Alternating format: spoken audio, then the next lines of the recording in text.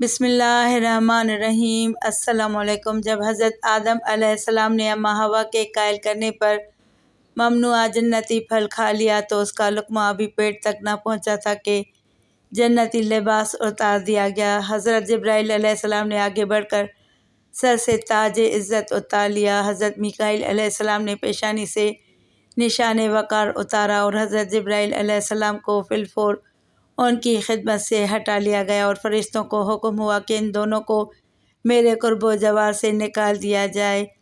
آدم و حوا علیہ السلام نے جو خود کو برہنہ دیکھا تو فرط ندامت سے بھاگنے لگے۔ جس درخت کے پاس چھپنے کے لیے جاتے وہ ان سے الگ ہو جاتا۔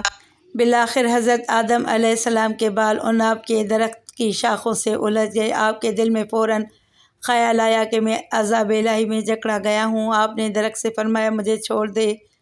درخت نے کہا مجھے اسی بات کا حکم دیا گیا ہے، اگر خلاف ورزی کروں گا تو میری کیفیت بھی آپ کی طرح ہوگی۔ اس وقت حضرت آدم علیہ السلام کی زبان سے اللہ مان کے الفاظ نکلے۔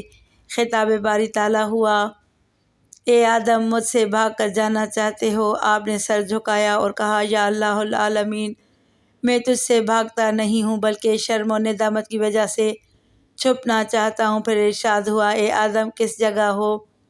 عرض کیا الہی درخت عناب کے نیچے برہنگی کی حالت میں پر اسیر ہوں، درخت کی شاخوں نے مجھے روک رکھا ہے، اب تو میرا حال نہیں پوچھتا اور میری حالت پر ترس نہیں آتا۔ فرمان الہی ہوا، اے آدم تمہاری یہ پریشانی تمہارے اعمال کا نتیجہ ہے۔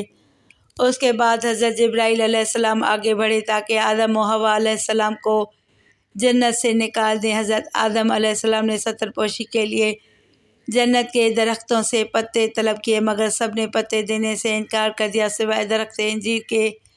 بعضوں نے زیتون و کھجور وغیرہ بھی لکھا ہے۔ پھر اماں ہوا کو مخاطب کرتے ہوئے ارشاد ہوا، اے ہوا کیا سبب ہے کہ تم خود بھی گمراہ ہوئی اور آدم کو بھی ورغلایا، اپنے اور آدم کی برہنگی کا سبب بنی؟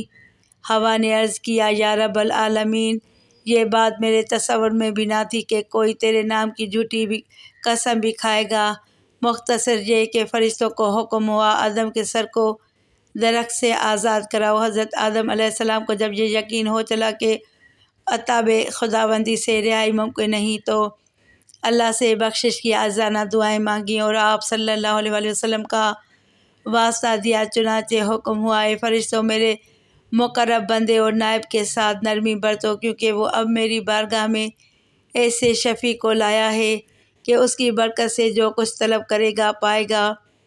اے آدم ہم نے سرزمین پر تمہیں اس لیے تخلیق فرمایا ہے تاکہ زمین کی خلافت و امارت اور اس کو آباد کرنے کی ذمہ داری تمہارے سپرد کر دیں، لہٰذا تم جاؤ اور وہاں اقامت گزین ہو۔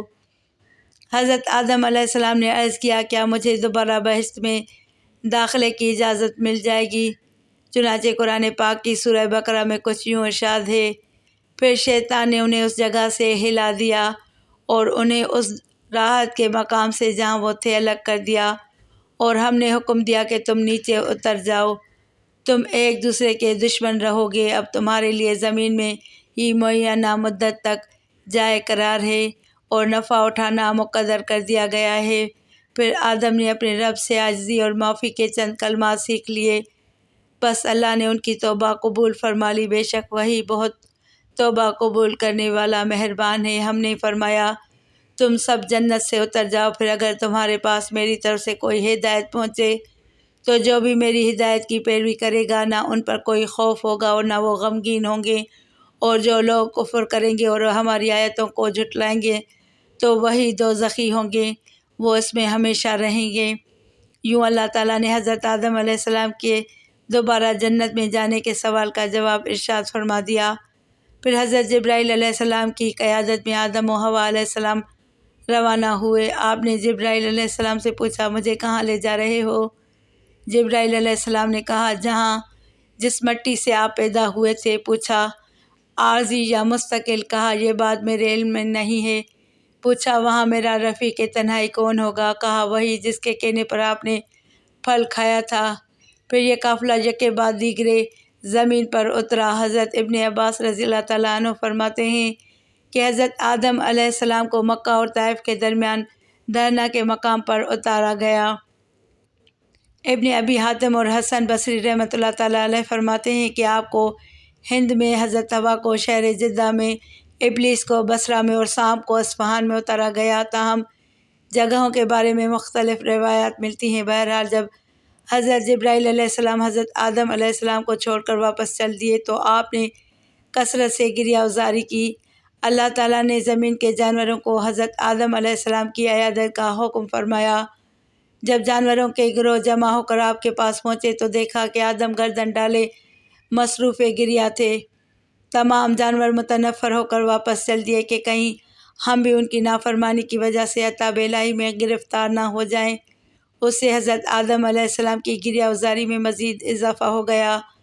اللہ تعالیٰ نے ان پر رحم فرمایا اور ان کی معافی کو قبول فرما لیا۔ دعا ہے کہ اللہ کریم ان کے ذکر خیر کے سبب ہماری بے حساب مغفرت فرمائے، آمین ثم آمین۔ ویڈیو کو لائک کر کے چینل کو سبسکرائب کریں اور گھنٹی کے نشان کو دبائیں تاکہ میری آنے والی ہر نئی ویڈیو کا نوٹیفیکیشن آپ کو ملے۔